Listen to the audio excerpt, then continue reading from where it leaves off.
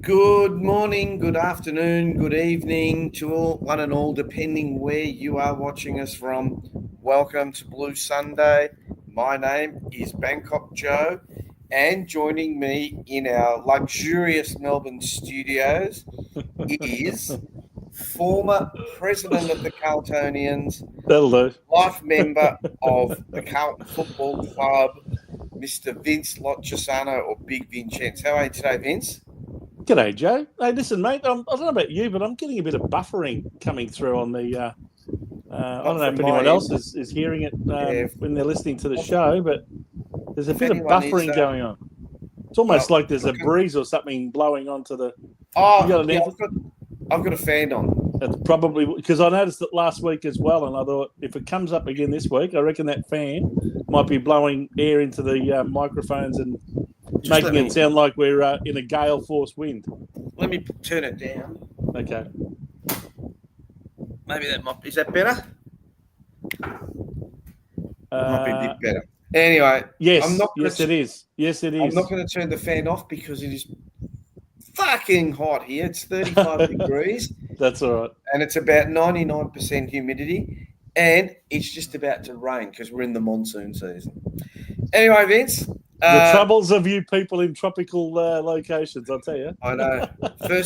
We're just about to. We have. Well, today's the first day of winter, 1st of June. Oh, yeah, it's 1st of June. So pinched and punched the first of the month. Hey, listen, as we are going to air, there is a game going on at the moment. Big match, West Coast versus Geelong. So I'll look at the phone every now and then. I'll put up some quarter-time scores. I don't want to put it up in the background. Anyway, let's do some housekeeping and then let's get into it. Okay, so as everyone knows, the Jumper Punch channel, of which Blue Sunday is a part of, is proudly sponsored by the Sporting Globe at Northland. I've been told that if you go to Northland, it's BYO Machete. Is that right? Because you can't buy them anymore. Just wouldn't you have hated to have had a container of machetes coming and then she's banned them? Don't get me started. Don't get me started. No, we're not. So we're sponsored by the Sporting Globe and my great company, Retired Working for You Tours. Anything you want to do with Thailand and Vietnam and Laos and Cambodia, give me a tinkle on the email. As everyone knows, we are a social media company, beast, I should say. So you will find Blue Sunday on Facebook, and if you go to @BlueSunday, and as most of you are now on YouTube, you can see us on the Jumper Punch channel at YouTube @The Jumper Punch. And look, we do this show for you guys. It's not just really more for me and Vince. So please like, share, and subscribe. If you don't like it, let us know. And if you do like it, tell your friends. So, Vince, the Blues coming off a big win this weekend, big percentage booster. Well, apparently we were outsiders to win this weekend against the bye, but never in doubt, Vince. Never in doubt. Oh, dear me.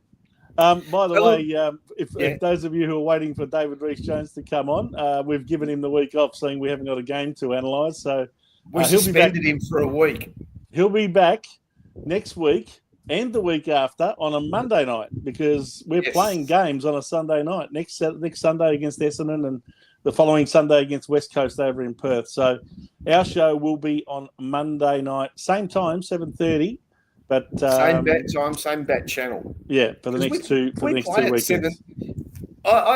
Being away here, I just realised, is it King's birthday or something next week? Yes. Yep. Okay. Well, it's not actually his birthday, but apparently it's the holiday. We have this weekend that used to celebrate the Queen's birthday. Now that she's passed away and King Charles has taken over, now it's the King's birthday. So, that's what we're doing. Isn't it amazing they were born on the same day? Hey? Yeah, and all the other previous queens and kings as well. Pretty amazing. Jeez Christ. The crazy thing is it's always the same. It's always the second Monday of June, so the day keeps changing every year as well, Joe. Pretty amazing. Anyway. A bit like Jesus. Well, I don't know what you mean by that, but about the death, when he rose from the dead. Oh, not the same day, yes. isn't it?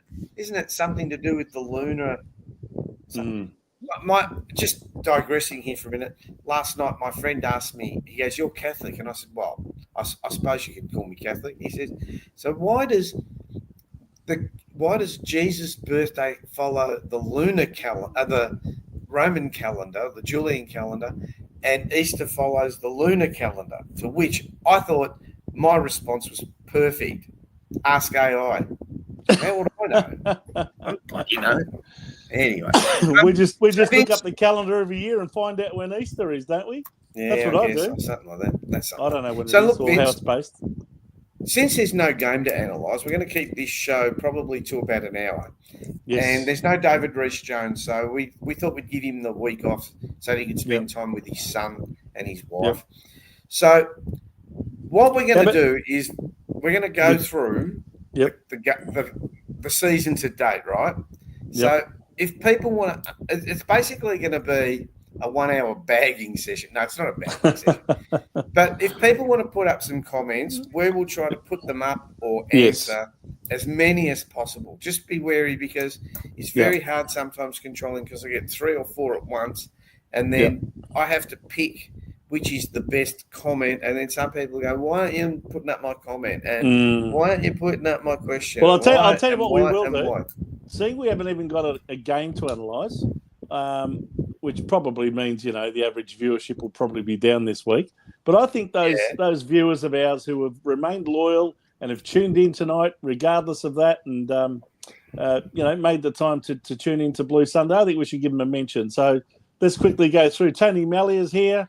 DC, Rocco Moro, Wayne Montgomery, Enzo Valentino. Joy. Peter V. Bluebagger, Rat Poison. Yeah.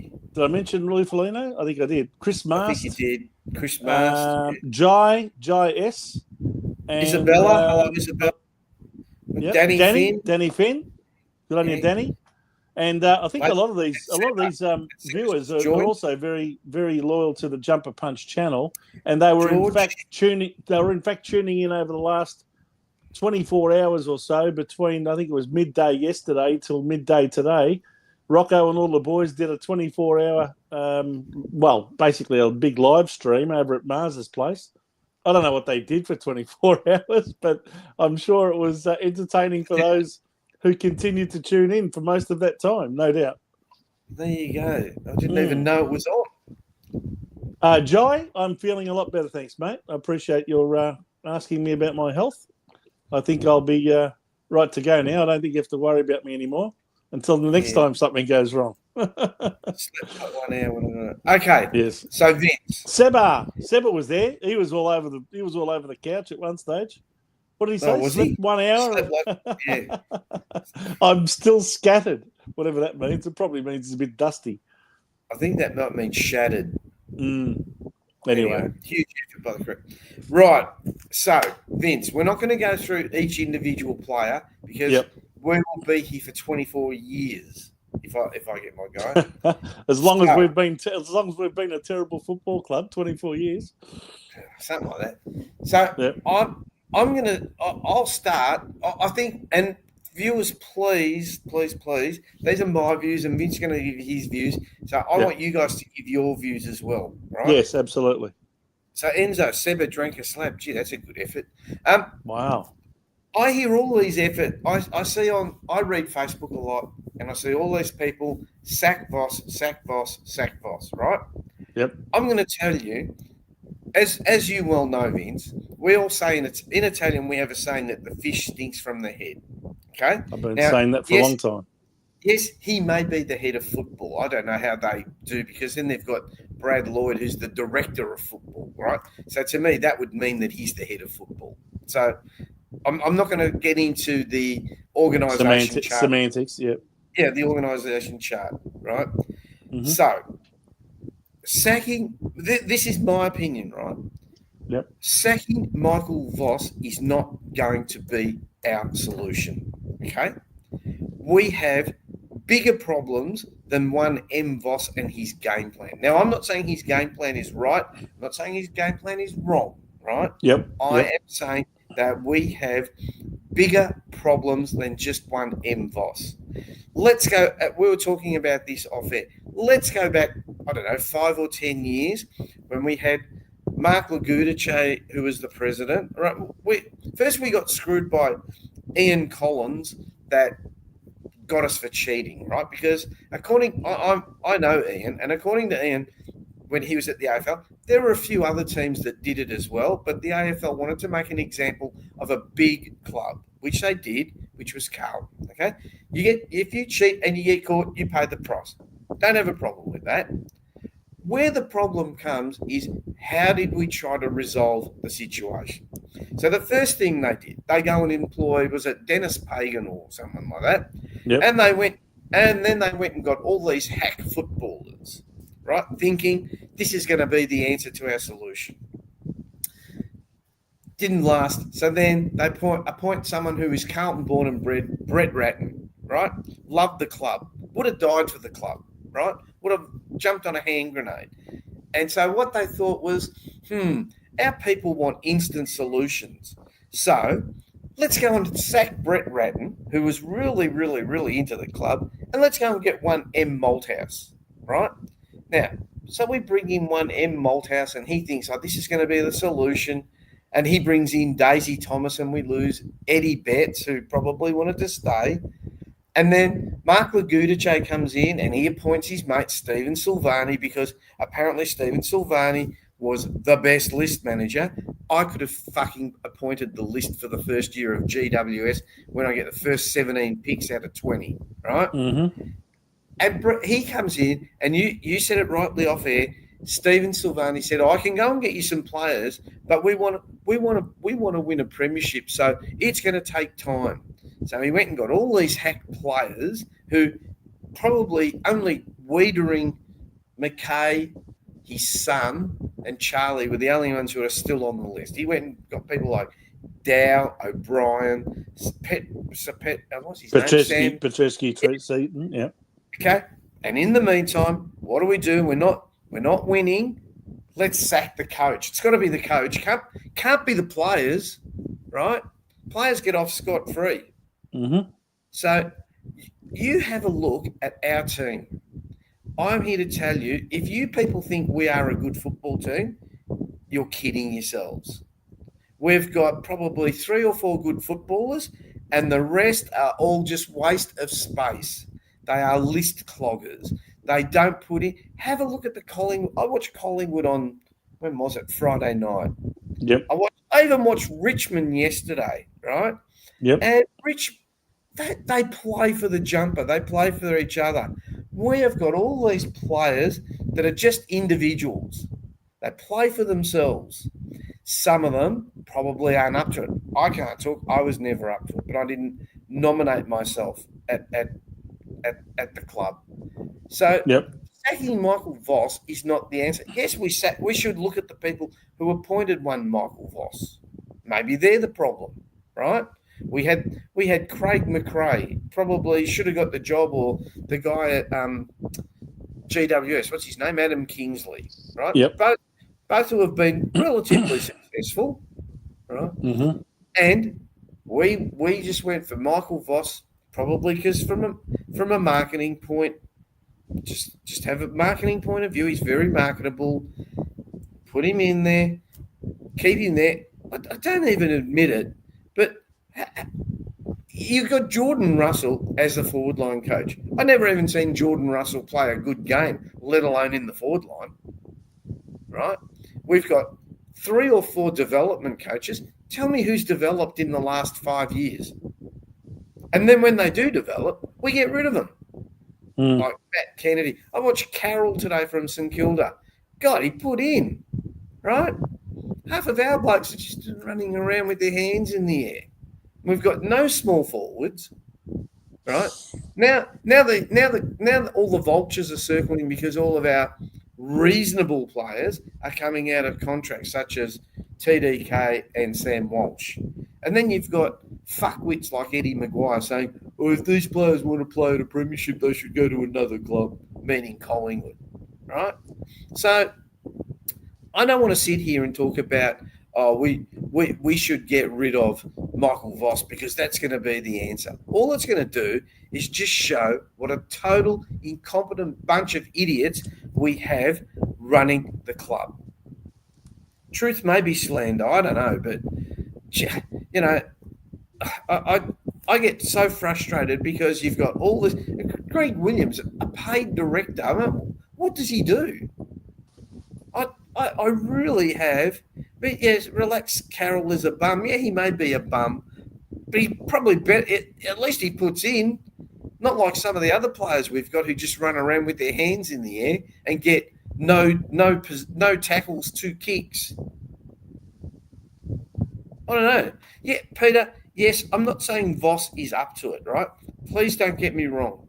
I said that in the start. I'm not saying keeping Voss is the answer. What I'm saying is that the people who appointed Voss are the ones that need to take responsibility. Sacking Michael Voss now is not going to do us anything. Why? Because we have the same deadheads on the board and in the coaching and in list management. And we need, I don't know, Graham Wright, they're saying, he's going to clean out. Well, what's it going to do? So it's put us another 5 years behind because we're going to have to go and recruit. Do you know we don't have any picks in next season's draft at the end of the year? We have 0 picks. Well, what are we going to do? I think our first pick is number 35. Well, which is like the end of the second round. So what are you going to do? You're going to have to give away a good player that we've got not very few of to get a pick, and that player is going to take years to develop. And apparently they were pinning their hopes on Jagger Smith, one 18-year-old kid. Give me a break. Well, we basically put all of our eggs into that basket, didn't we? When we traded out Kennedy to the Bulldogs, Owies to West Coast, Carroll to St Kilda, and then did a deal where we had picks. I think it was 14 and 20, I think from memory, and I think we ended up getting pick 3. Or 12 and 14 was it? Yeah, I can't remember, but it might have been 12 and 14, and we ended up getting pick 3. So we put all of our eggs in Jagger Smith's basket, and when he went down with the knee injury, we basically had nothing to show for all of that trading and all of trading of draft picks and everything else. We have players on our list who have been at the club around 4 years and have played 0 senior games. Yep. Right. Yep. Well, we hear Reece talk about that nearly every week, don't we? So if they're not up to it, get rid of them. Well, why do you want them running around offering them contracts? This is the thing. They've given contract extensions to guys like Harry Lemmy, but he's still yet to play a senior game, and looks like he won't be playing one at all. Well, it's same with Billy Wilson. Has he played a game, Billy Wilson? No. I don't. But Harrison O'Keefe, no games. Yeah, but we go and get people like Jack Martin and Zach Williams, who are always injured. McGovern, that guy must think Carlton's a charity. Fantasia? Lou, I'm not saying get rid of 12 players. We should have got rid of them years ago. Right? You'd have to say, Joe, in summary, you'd have to just simply say that the so-called rebuild that started in round 2 of 2015, that's when the club came out after our first 2 games we'd lost. And that's after Mick Malthouse said that he couldn't see us losing one for the entire season, which was a stupid thing to say. But we lost our first 2 games, and out came the president and said, right, we're going to be going into a full-on, I think he used the word reset, but everyone knew it was a rebuild. And by the end of that year, Stephen Silvani started his first draft where he picked Wiedering at 1, Harry Mackay at 10, Charlie Curnow at 12, David Cunningham at 23, and I think his own son at 53. So that was probably the only draft he got. He got most of them right. When you have a look at the longevity of those players on our list, But and I think you can't say that the rebuild's been successful because there's been a lot of selections in the last 10 years that you'd have to scratch your head and say, how do we possibly pick this player over others that went begging to other clubs? Now it's all right in hindsight, I understand, but geez, some of them they got it so badly wrong. I mean, the Paddy Dow, Lockie O'Brien year, I think that was 2017. That was horrible when you looked at who went after them, and many other seasons we've done draft swaps and picks, and we got in Liam. We did a trade with Adelaide where basically we got Liam Stocker, and I think we used the other pick on Sam Philp. Now neither of those ended up working out either. So the whole rebuild has been a failure. When you look at other clubs, back in 2015, the Brisbane Lions were down the bottom with us, right? Now have a look at how they've managed to rebuild their list and then play finals for the last 6-7 years in a row, and now won a flag. We haven't even come close. And other sides who have had success, like Hawthorn, won the last of their three-peat in 2015. They've gone down and now they're back up again and have played finals last year and they're in the 8 again this year. Now, why is it taking other clubs only 2 or 3 or 4 years at the most to reset themselves? And we've got a 10-year rebuild where we're still languishing in the bottom third of the ladder right now as it stands. You'd have to ask questions about why these decisions were made. And since then, who's been ever made accountable for them? Really? That's what I'm saying. The people that make these decisions about who is occupying which positions at the club, they are never made accountable. And I'm talking about board members here, because it's board members that made the decision about employing Michael Voss. And if it's those same board members that are going to decide to sack him and get another coach, yet again they get away with it, because what they do is that they give the average Carlton supporter what they want, which is a sugar hit. They want the sugar hit of having the coach sacked and bring in the next Messiah. Now, at the moment, the next Messiah is a CEO. Everyone's looking to Graham Wright to be the next saviour. He's going to save our club. Well, he may save the club, but why have we always got this Messiah mentality? At the end of the day, he can't do it on his own. Where he had success, both at Hawthorn and Collingwood, those clubs are very professionally and successfully run. They have boards of directors that know what they're doing, and Carlton has proven over the last 25 years, since David Parkin retired at the end of the 2000 season, we have been, by and large, a failed football club, but we have the same board that rotates all the people on that board. One bloke goes off, another one comes on, and it's all part of the corporate elites. They're all part of the Carlton business connection, and that's all that happens. And the same people are making the decision next time about who's going to replace Michael Voss if they decide to get rid of him. And believe me, if the heat comes on, they'll do the same thing, because it provides them with the scapegoat that they need to avoid having the spotlight on them. And that's the problem. See, people whinge and complain about Michael Voss being failure, being a failed coach, his game plan, da-da-da-da-da. Well, who do you think appointed him? That's where the problem really lies. As you said at the start, the fish rots from the head. I've said this a long time ago. Unless you replace the people at the very top who are making the decisions, where all the culture that's toxic at the club filters down, it goes through the administration, it goes into the football department, it goes through to the coaching staff and the players, that's where your problem lies. Because if all you're going to do is tackle the problem where the symptoms are, you're not really getting rid of the root cause. And the root cause stems right up the top. That's where the problem is. I'm going to put this up for you. I want you to tell me. Lou says, but if our recruitment was spot on, we wouldn't be talking about the board because we'd be winning. Yeah, but Lou, the fact is, the board did appoint. The board has appointed our recruiters. The board has made the decision about Stephen Silvani 10 years ago.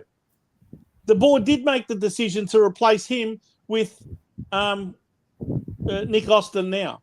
Have you been happy with Nick Austin's performance? It's not that much better than Stephen Silvani's, if at all. Have a look. Where are all the brilliant recruits that we've had in? I mean, look, the other problem is this. It's not just recruiting, Joe, and it's not just list management. You touched on it. When we get these players in, they are budding young 18-year-olds, most of them. We do not improve these players. The word development gets used a lot. Development means improvement. That's what developing players means. You are improving their skills. You're improving their decision-making. You're improving what they do on the field. And it's a slow build, but you develop them from when they're 18-year-olds to when they become fully fledged senior players. We don't seem to do that. Vince, players don't seem to improve under our coaching and under our development our development people. Vince, did we get a message from the president the other day? I don't get emails. Well, we had a video. He put out a video. Clearly, they saw finally. And the president's been there for over 3 months. Finally, they said, "Hey, listen, we're going pretty badly. I think the natives are getting restless. You've hardly been heard of from anybody. The most you've ever done is send out 1 or 2 emails to everybody. That's not going to cut it. You need to do something that's visual, something there where people can hear what you're saying and they can see your face." And so, what did they do? They organised Carlton's own media department to ask him, no doubt, pre-scripted questions, which he would have had all the answers to because he knew exactly what was going to be asked of him. It wasn't an interview from a journalist from a radio station or a TV station or a newspaper. It was Carlton's own media department. So, and it's all selling everything. It's all selling how, off-field we're going so well and, we've got... this new medical department or whatever it was, now taking place at the club and how that's all exciting. It's as usual, when everything's going shit on the field, we'll go and make a song and dance about how wonderful we are off the field. The problem is that no one really cares about it too much. Yes, it's important to have your affairs off field in a healthy state, but hey, they've been crowing on about this for years. Has it transformed into on-field success yet? No, it hasn't. So the message was that Vossi is safe. They're going to continue with Voss. He's gone. Well, they said not only till the end of the year, no, that he will serve out his full contract till the end of next year. Now, I guess they have to say that just to try and sort of squash any thoughts that people might have that the board's going to sack him. But I've got to tell you, I've heard presidents say that before, and then if the losses keep coming and if they come in a big way, it's amazing how they change their minds. I'm telling you, they'll do it again. If we start having big losses on a consistent basis, there's no doubt that they'll make a call. Because they need the scapegoat. They're never going to resign en masse. That's the problem. The board never says, hey, everyone, we failed. All of our decisions over the last 25 years have failed. It's time to get some fresh blood in here and to get some new leadership.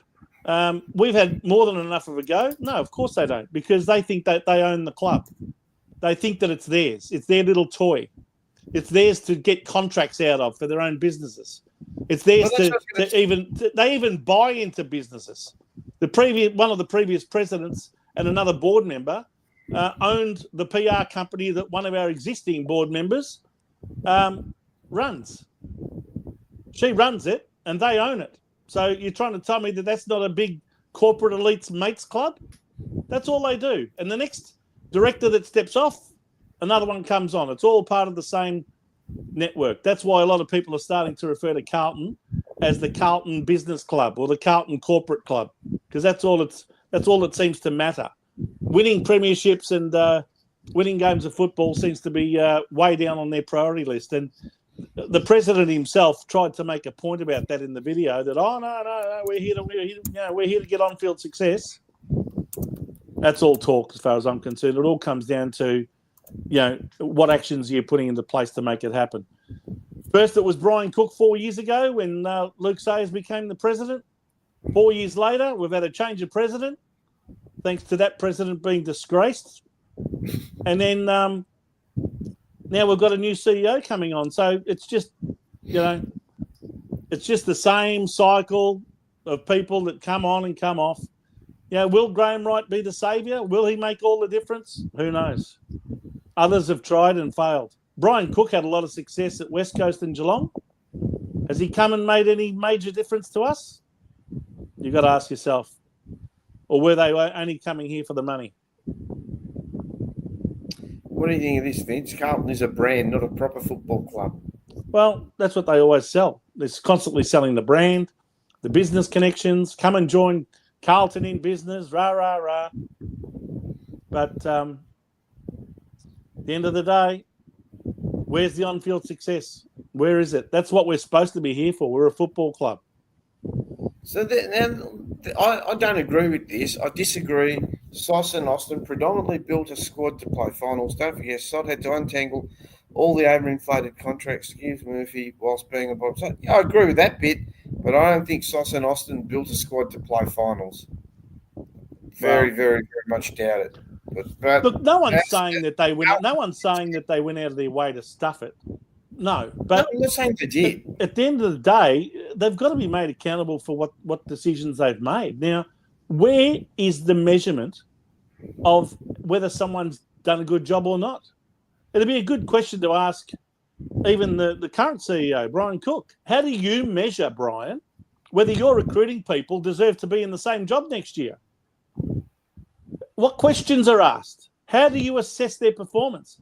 Whenever you work for a company in private enterprise, they will give you what's called KPIs or key performance indicators. If you do not live up to those, you probably don't keep your job. But at the Carlton Football Club, there are people that have been employed there for years. Brad Lloyd, head of football. He's the only guy that survived the review that they did 4 years ago. I mean, the coach got sacked. The assistant coaches got sacked. Even the CEO ended up getting sacked by the new president. But Brad Lloyd survived. Now, I don't have an issue with that if they explain it to us, why he survived. He's actually in charge of the football department, the failed football department. So why does he keep his job? If you say that he's justified in keeping it, tell us why. Why did he survive the review and the others didn't? But they don't explain anything. We're just treated like mushrooms, okay? They feed us bullshit and keep us in the dark, okay? That's what they do. And I, for one, am sick of it. I've been sick of it for years because this culture that exists at our football club, okay, is never going to get fixed. You're never going to taste success. You are never going to make a grand final, and you're never going to hold up a premiership cup while you have people running it who are not there for the right reasons. They're all there for their own selfish business interests. They are not there, in my view, because they have any knowledge or regard or skill that can help run a football club. What they know about the fabric of a football club would be absolutely next to zero, most of them. Okay? And even as you said, Greg Williams, he's the director in charge of football. He wouldn't have even done the job if they didn't pay him. So they had to find a way to give him a job at the club as well as being a director so that he could get paid. That's not what you call doing it for the right reasons. You talked about players that came over on big salaries like McGovern and Sard and Jack Martin and guys like that, right? They probably didn't come because they necessarily wanted success. They just came for the contract. And the reality is there's a lot of players, not just at our club, but all over the AFL, that are just going where the money is. Well, that's what they play for. Yeah, it'd be nice to get a premiership. It'd be lovely to play in a premiership. But at the end of the day, so long as I keep my job, so long as I keep getting hundreds of thousands of dollars a year, that's all that really matters. Well, so, yet again, that example is in the case of Greg Williams. He wouldn't have accepted the position on the board if he didn't get paid for it. That's the harsh reality of it. So I believe that until the board gets challenged and gets replaced with a totally different set of people who understand football and make football the priority of this football club, I just don't think we're going to be going anywhere. The last 25 years have been completely a reverse of the first 25 years that I remember in football, which was between 1975 and 2000. During that 25 years, all I ever remember about Carlton was finals, premierships, success. Everyone had a swagger about them, and everyone else in the league wanted to be like a Carlton supporter. But that's all changed since David Parkin retired. But that's my view on it, Joe. Well, now you're talking about money. Then we're going to probably lose TDK to money, right? But if they want to pay, if St Kilda want to pay him $1.8 million a year, do you think I'm going to be honest, do you think he's going to get a play at a premiership at St Kilda before he's at Carlton? They're just as badly run as us. No, but the thing is, Joe, when you're getting offered 1.7, and Carlton probably won't even offer him more than what? Probably lucky to be offering him 1. No, they've offered him 1.2. Still $500,000 a year is a lot over 5-6 years, isn't it? No, I know, but that's what I'm. But did you have a look at the Geelong players? Some of them forgave money. Yep. Mind you, it's probably cheaper to live in Geelong than somewhere else. But still, that's not the issue. No, but they still wanted to go. But look, Lou says let TDK go. He's overrated. It probably is. But my view, if you want to chase the money, go. I'm not stopping you. Just piss off. The reality is, if you can't match the offer, which we can't because our salary cap is exhausted, the reality is he's probably going to go because we can't even get close to what he's being offered. If we got close, if we were offering him 1.5, and then the big question is he really worth that? Should you be offering him that? But let's just say you thought he was worth it. If you offered him 1.5, he probably stays, right? But we're not even close to 1.7. And I've got to say, St Kilda have got to ask the questions themselves about, are they being wise in offering a ruckman $1.7 million a year? They've got a ruckman called Rowan Marshall, who's a damn good ruckman, and he must be thinking to himself, what's going on here? Why are they offering this other bloke 1.7? And here I am toiling away as a number one ruckman. I've been in the All-Australian squad before. What's going on? But anyway, that's their problem. That's not ours. I don't care about what they do. But I just wonder. But the other thing is, we talk about the board and we're talking about coaching. Some of these players have to take a bit of responsibility too, I mean, they get away with it scot-free because you can't sack them during the year because they're protected by the Players Association, right? Yeah. So, I mean, if I don't do my job properly at work, do you think my boss is going to keep paying me and go, we'll get rid of you at the end of the year? Not at all. Right? I mean, everyone says you judge, and David and Peter Brown, both who used to be on the show, both said you can judge your football club by the bottom 8 in your list of the 21 or 22 or however many run out. And you look at our bottom 8, and not one of them would get a game, even at West Coast, I reckon. Yep. And West Coast don't win. So the coach lets them get away with it. Yeah, well, I guess he does too. But again, we got no depth because you give away players like Kennedy and Carroll. There would have been nice depth players, right? But Damien, yes, we could build a nice team to get to 8th, 9th, and 10th. We could do that. But to build a list to win a premiership will take time and patience, Silvani said at the time. Yeah, I agree, but he didn't pick the players that got us to 8th, 9th, or 10th. I don't think. But again, as I said to you before, these are my views. Right? I'm not saying I'm right, and I'm not saying I'm wrong. At quarter time, the score was Geelong 4-5 to West Coast 2 goals. It's now halfway through the second quarter. Geelong have kicked 7 goals, 5 to West Coast, 3 goals straight. So there you go. Looks like it's going to be a pretty comfortable Geelong win by the looks of that. Yeah, but this is the biggest problem I find with our club. we concentrate on all these social issues. I don't have a problem. Please. I do. I do. I'm starting to have a big problem with it. But I'm not against them. But they tend to take the place of winning. I'm not talking about the individual causes. I'm talking about the fact that Carlton is constantly banging on about various other things other than football. It's all of these social justice warrior business that they've got to stop doing and start focusing on winning football games. No more smoking ceremonies and woke causes and rainbows and Aboriginal flags and all of it. Enough. How about we just focus on winning games of football and getting into the finals and giving the fans what they deserve? They've had no value for money for 25 goddamn years, just about. Be very few seasons in that you could say, gee, I've got value for money. It's got to stop all this woke business. And the club, and I said to you before, it's like the Carlton Business Club, the Carlton Corporate Club. Well, guess what most big corporations are doing these days, Joe? They are virtue signalling by saying how wonderful they are as corporate citizens and how they champion this cause and champion that cause. Well, what do you think the Carlton Corporate Club is doing now? It's nothing else but a social justice warrior club. That's what it is. And a lot of it even filters through to people like the cheer squad who are constantly banging on about these things.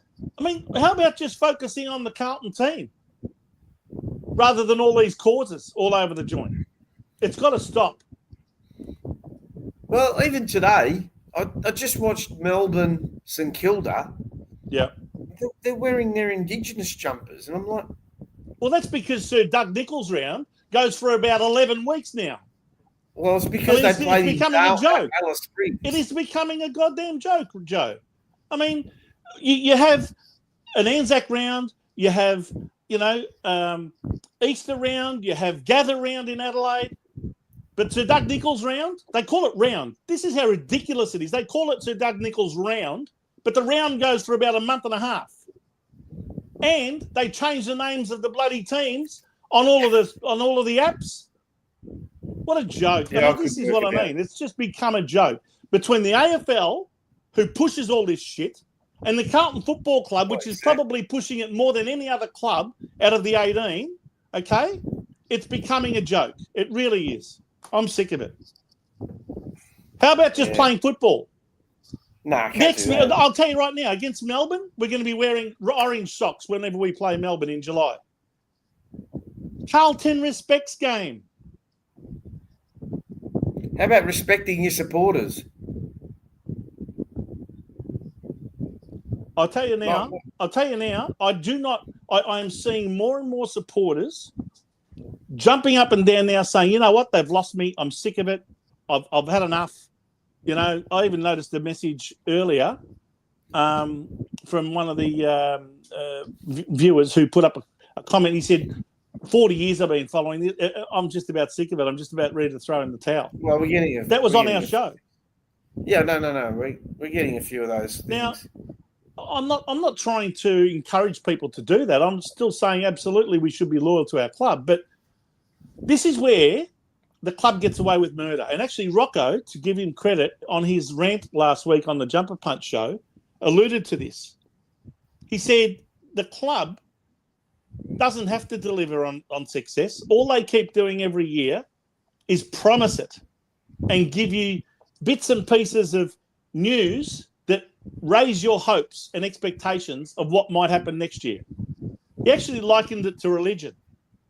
You don't have to actually prove that there's a God. You don't have to prove that there's a heaven. All you got to do is preach it enough and people will believe it.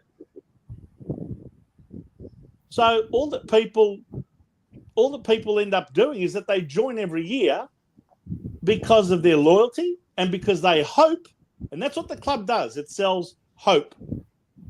And they hope that things are going to get better this year. Well, it's like deja vu this year compared to 2023, isn't it? At this time in 2023, we lost to Essendon in the same round. that Queen's birthday round at the time, I think it was, well, it might have been King's birthday already. I can't remember now. But anyway, 2 years ago, we lost to Essendon. I don't know if you remember, but there were Carlton supporters yelling abuse, throwing their memberships at them as they were running down the race. Lots of things like that were taking place. We went to 4-8. Now, right now, we're 4-7, and we're about to play Essendon. So you're trying to tell me this is not deja vu? If we lose that game to Essendon, I think that Carlton supporters are going to say enough is enough. I've had a gutful. They're going to be wanting blood. But the problem is that most of them just keep wanting the same person's head on a plate, and that's the coach. Go higher. Go to the top. Go where it all stems from. What you should be doing is demanding a resignation from this board of directors who have been in charge now for God knows how long, and they continue to make mistakes, continue to make the bad decisions, and they are never made accountable for it. But you want to let them decide the next coach? Really? Good luck with that. We've only had 8 coaches in 24 years. That's one coach every 3 years, Joe. 8. No, I know. Rat Poison seems to think I'm political illiterate and a communist. I don't know why, but anyway. What? I don't know what he means by that. I don't know. Misunderstanding what I'm saying. I don't really care about politics because, as you know, they're just all in it for themselves. Yep. Right? All in it for themselves. And someone said the club, they should listen to the members. Well, when will they listen to us? They don't want to listen to us. They just want our money. That's all they want from us. Yep, that's correct. That's all they want. You know, we're not, Joe, we're not members. We're customers. Well, and what is it that you want from customers? Their money. That's it. As everyone knows, I live in Bangkok, and I still paid $1,000 a year for my captain's club membership, right? Mm-hmm. And I never get one. I get one email a year from the club. Yep. And you know what the email is? When pay your money. Yeah, and I've said that to them many times. Say, how come I don't get any of these marketing messages or anything like that? Oh well, no, we've got your email address. Look in your spam folder. I go in my spam folder. Oh, well, so next year I'm just going to say, oh, maybe the payment went in the spam folder. Oh, I don't know if I'll pay. It's just, yeah. Anyway, we move on, shall we? 48 minutes into the show. I think you said you wanted to be out of here in an hour, didn't you? No, but that's okay. I don't mind. So look, people might have a better opinion about us. People might be more learned than us about it's the coach and it's all that, but I'll be interested to see what Graham Wright has to say. What do you think he's going to say? Well, I don't know. From what I'm not interested in what he says. I'm interested in what he does. Yeah, well, that's what I'm saying. You know, say and do. And the other thing I'd be interested in is whether he's going to be allowed to do what he really wants to do, or like every other CEO, he's being forced to do whatever the board allows him to do. Well, that's the other point, because even though he's a CEO, some things he may want to do. It's not just the board. It's not just the board, by the way, okay? The board, for those of you who know the game of chess, the board members are really like the pawns. They're like the soldiers that are put up front at board level. But there are a lot of bigger pieces, more powerful pieces behind those pawns. And they are the benefactors and influencers and people who actually dictate what the hell goes on at this club. And they're the faceless, silent corporate elites that actually control, that not only control the club now, but they controlled it with the previous president and the president before that and the president before that and the president before that. So you might say to me, oh, Vince, what are you talking about? The same board for 25 years. We've had lots of changes of board members. Yes, we have. Because all they do, these benefactors and people that control the club, is that they keep changing the pawns up the front. They keep putting up different people. But the same families and the same corporate interests control this football club. And they have been for decades. And that's your problem. And that's why we have such a sick, rotten, toxic culture. And it stems from up the top. But Vince, the other question that needs to be asked is all these people want to get rid of Voss, right? Who do you get? Oh, does it matter? Well, did it matter when we got a dual premiership coach in Pagan? Did that transpire into success? But that's what I'm saying. When we got a triple premiership coach in Malthouse, did that transpire into success? No, that's what I'm trying to say. Because the board doesn't change and the values don't change, they're still hamstrung. Well, if you have paid attention to what the Dennis Pagans and the Mick Malthouses have said over the years since they left the club, they will tell you that the problem stems at board level and all of the people behind the scenes that influence and dictate and control what the hell goes on at that club. And they've made no secret of that. And they are 100% spot on. And whether you're a brand new novice coach like a Brendan Bolton or a David Teague, or whether you're a moderately experienced coach like a Brett Ratton or, Michael Voss, who's had previous coaching experience, it doesn't really matter. Yeah. That's what I'm saying. The only other previous coaches that succeeded was when we had a strong board led by a strong president where his heart was in the right place and he did everything he could to make that club successful. And his predecessor was the same. And I'm talking about the presidents of the 70s and 80s, like George Harris and Ian Rice and John Elliott. That's when we had a strong board. That's when we had people at board level that were there for the right reasons, not like it has been since the year 2000 or 2002. Anyway, as you said, Joe, the fish rots from the head. Let's see if the Carlton members ever wake up to this. Let's see, Vince. As you know, we had a resounding victory today over the bye, right? So, yep. So that should keep us in good stead for next week. So next week, as Vince said, we won't be on air on Sunday because we're playing. Carlton will be playing Essendon Scum at the MCG. What's your tip, Vince? Oh, actually, I'll put up the tips. And then put up our tips. Yeah. Oh, hang on. There you go. So David Rees-Jones has gone for a big win. Yeah. Go on, Joe. You've gone for a short win. I've gone for I think it'll be a thriller. I've gone for Carlton by 8 points, but not with any confidence. And I'll tell you what, I thought Essendon were going to get smacked by Brisbane the other night, on Thursday night. And they only had a 5-day break, and yet they rallied and fought back hard and only lost by about 3 goals in the end. In fact, they got in front. I think they got in front by a point at one point in that last quarter, but then Brisbane kicked the last 3 and pulled away towards the end. But, I tell you what, Essendon were brave. If they can play a brand like that against us, don't be surprised if they knock us off. But anyway, I'm going for Carlton, but only just. And I'm going for Carlton only because I hate Essendon Scum. I can't bring myself to pick them. Fair enough. But I don't think we'll win. Rat Poison is tipping Essendon. So, anyway. Well, what will be interesting, I think every Carlton supporter will be looking at what's going to have changed. What's changed during the bye? Have they reset? Have they rejuvenated? Have they refreshed?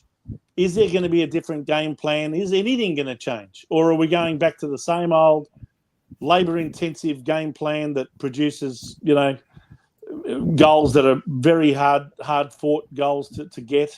I don't know. It'll be interesting. But, look, it's at the MCG where we play pretty well most of the time. I think the last 2 games we've won there against St Kilda and Geelong. So I guess that's a plus.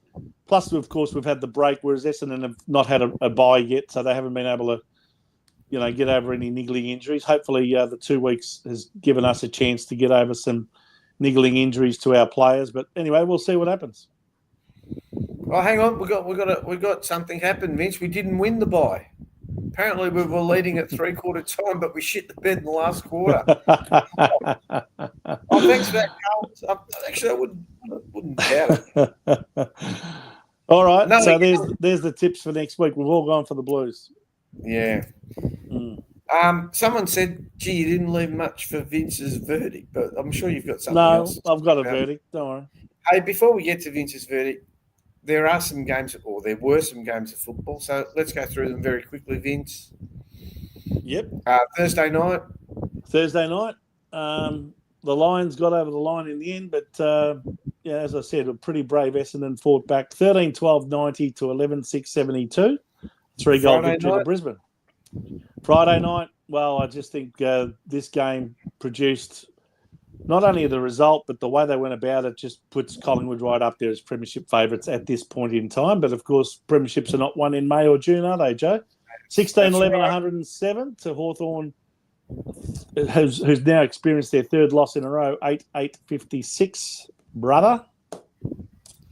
Yesterday, a bit of a surprise result here over at People First Stadium on the Gold Coast.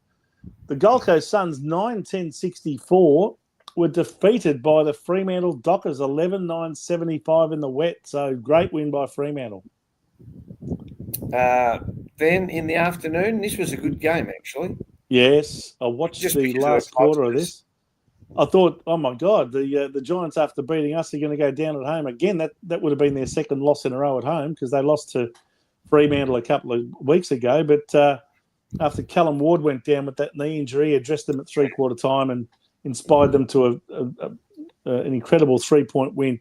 12-8-80, kicking the only 5 goals of the last quarter. To Richmond, who just stalled 10-17-77, and bad kicking is bad football, eh? Yeah. Got another example of that coming up shortly.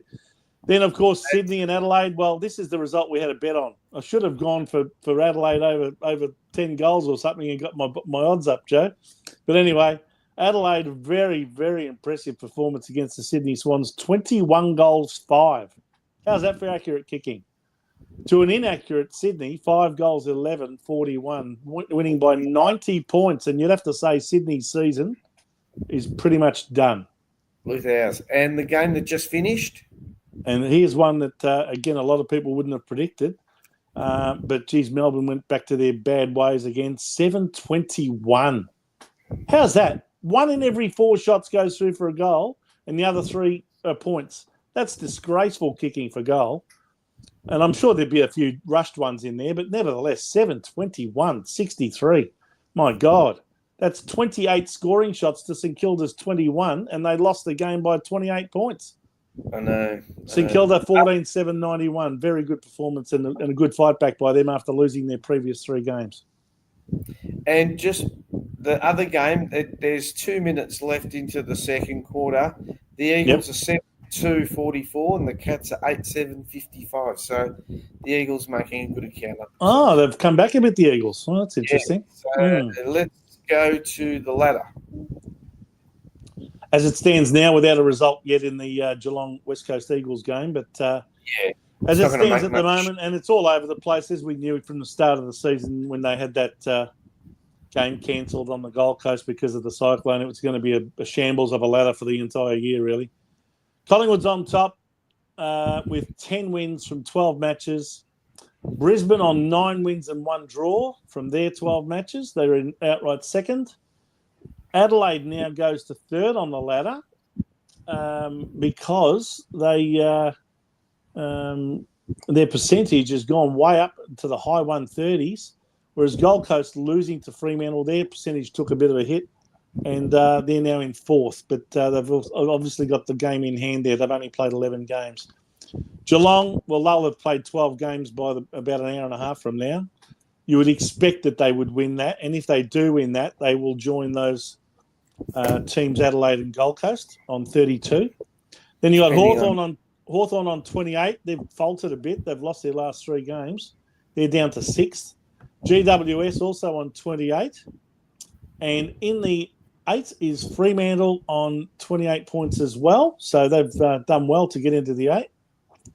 Just out because they had the bye this week. So a game in hand. The Western Bulldogs on 24. Essendon on 24. They've also got a game in hand. St Kilda now have, with that win over Melbourne, gone ahead of them on percentage. They're up to 20 points. Melbourne on 20. They're both on 5 wins and 7 losses. And then you got the bottom 6 headed up by Carlton, then Sydney Swans and Port Adelaide all on 16 points. Sydney's played 12 matches, whereas Carlton and Port have only played 11. Richmond on 12, North Melbourne on 10, and the West Coast Eagles, unless they can pull off a massive upset against Geelong, will remain on 4 points by the end of this round. Let's hope they do. Anyway, for those of you who wanted it, whoops, what's wrong with this thing? I heard it. Big Vincenzo verdict. Well, Go, Vince. I'm going to keep this short and sweet. I don't think I'll be the only place that you'll be hearing someone talking about the bye, but I want to talk about the bye this week.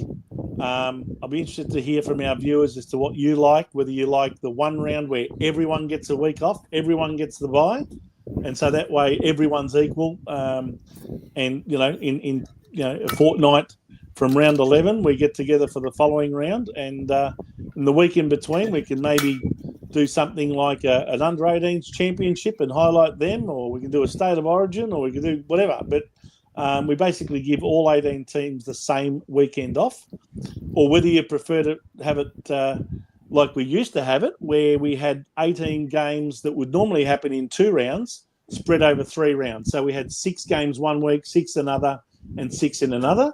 That used to be the case up until about 2 or 3 years ago.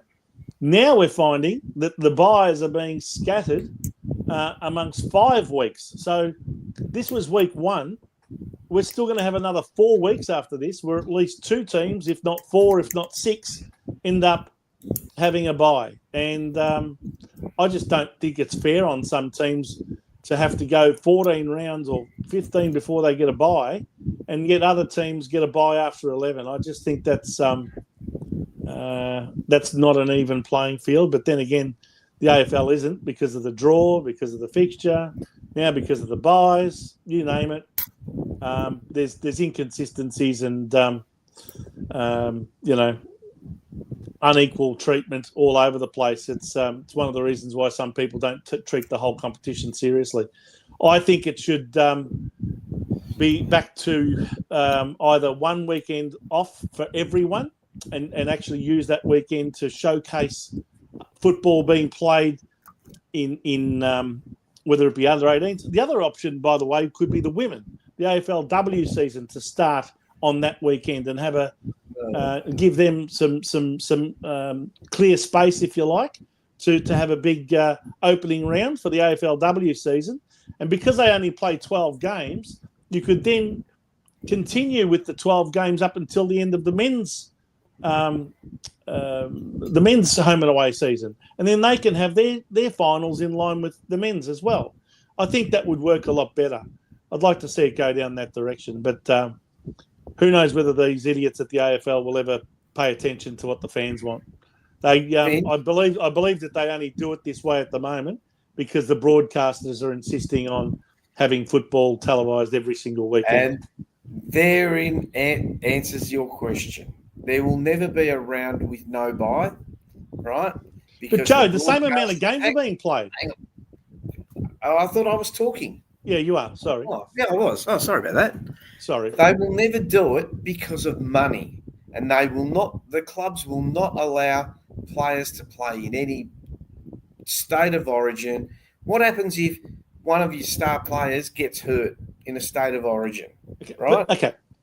But put aside the state of origin. Hang on. But my question is, why do we even need a bye? We've got an even number of clubs. But we used to have bloody Santa Claus visit, but he doesn't. What you got an even number of clubs? Why do you need a bye?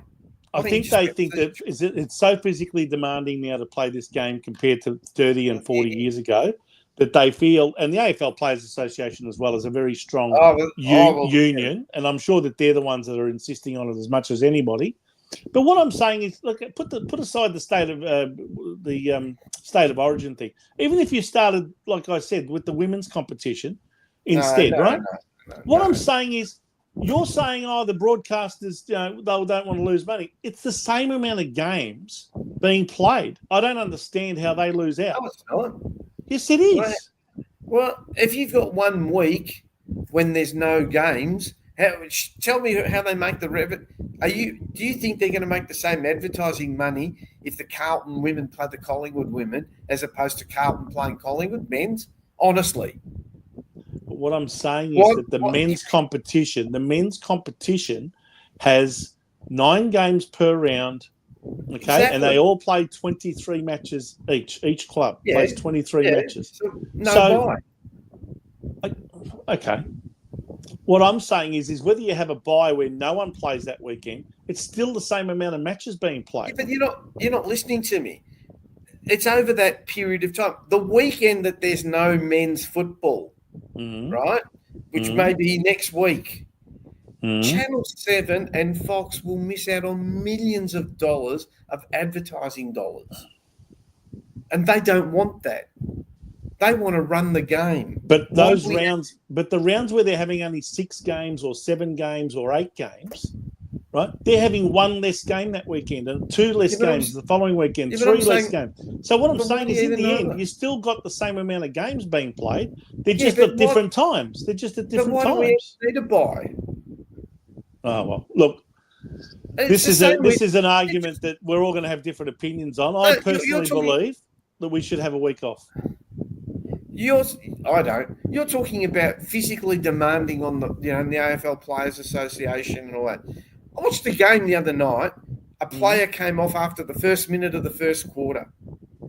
Yeah. Why? He's just run out there. I don't know.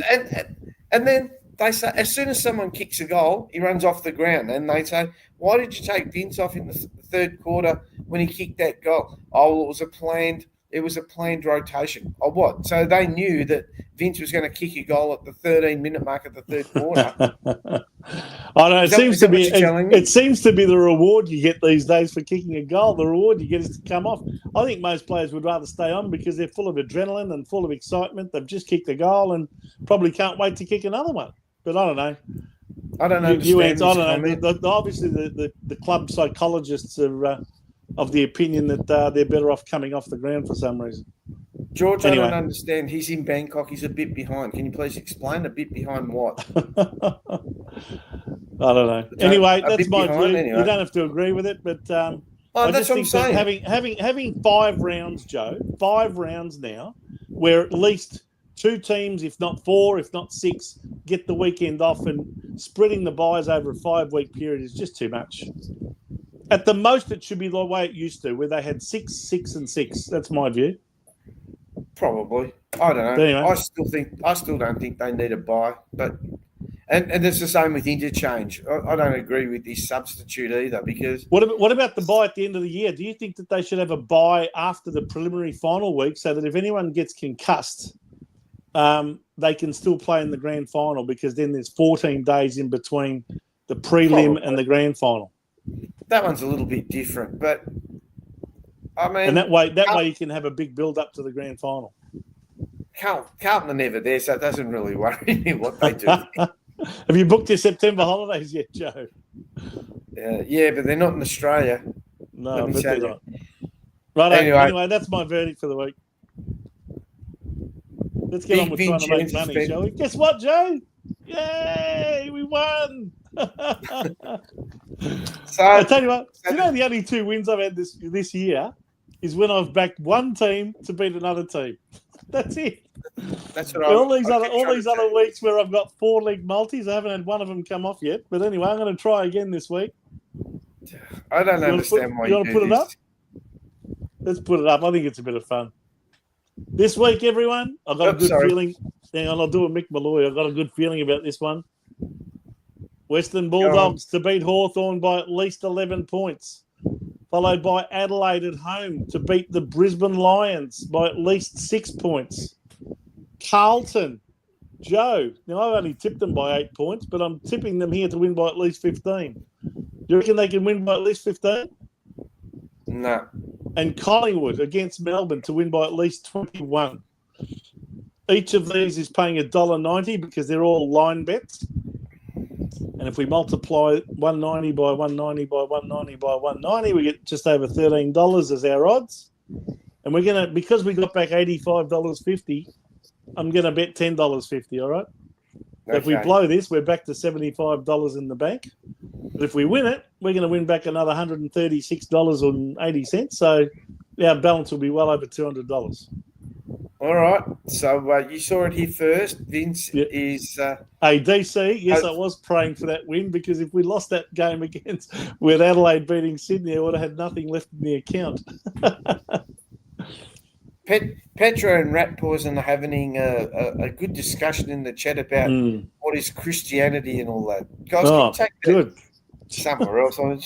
Anyway, halftime, Eagles 7-2-44.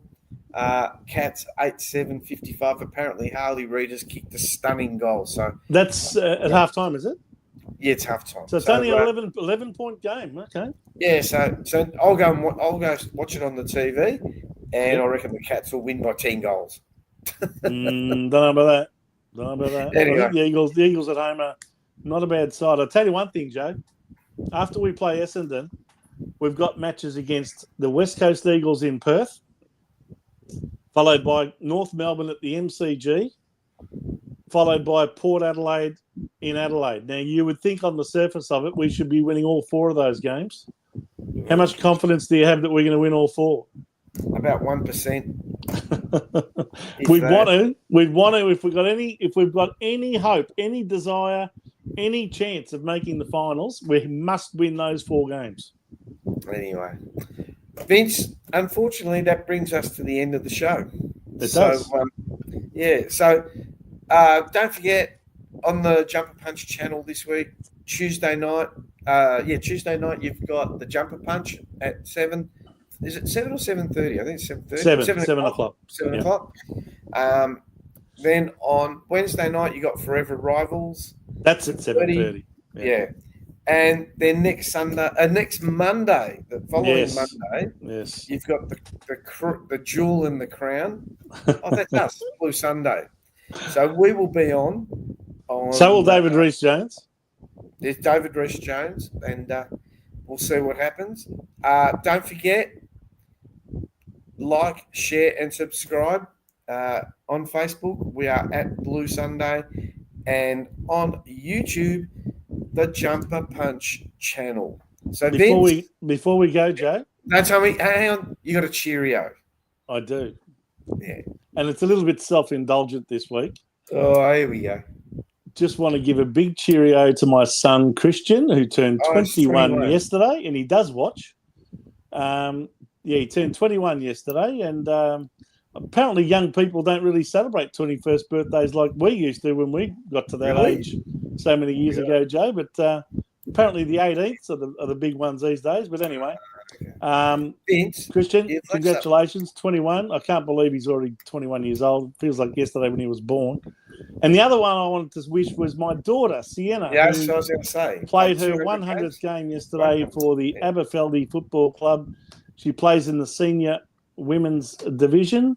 She even plays with a former AFLW player, Moana Hope. I don't know if you remember her or any of our viewers remember Moana, but she in fact played for Collingwood originally when the AFLW started some 8 years ago. If you remember, the first match was that Carlton versus Collingwood one where they packed out Princes Park with 24,000 people. She played in that game for Collingwood, but she's playing in the Aberfeldy team as well at the moment. Sienna, well done, 100 games. They won the game for her, so she was rapt about that. And go from strength to strength. So well done, darling. Yeah. So well done, Christian, 21. And I looked at a picture of Vince. He looks like mini me. There's Enzo Valentino. My daughter's name is Sienna as well. Oh, good on you, Enzo. Say hello to your daughter Sienna for us. Anyway, so that brings us to the end. On behalf of Big Vincenz, David, who will join us next week, and myself, it's a good night. Have a really good evening. Have a safe week, and I hope your football team wins next week. And go the mighty Blues. Go Blues! Come on, win! Jeez. 1, 2, 3.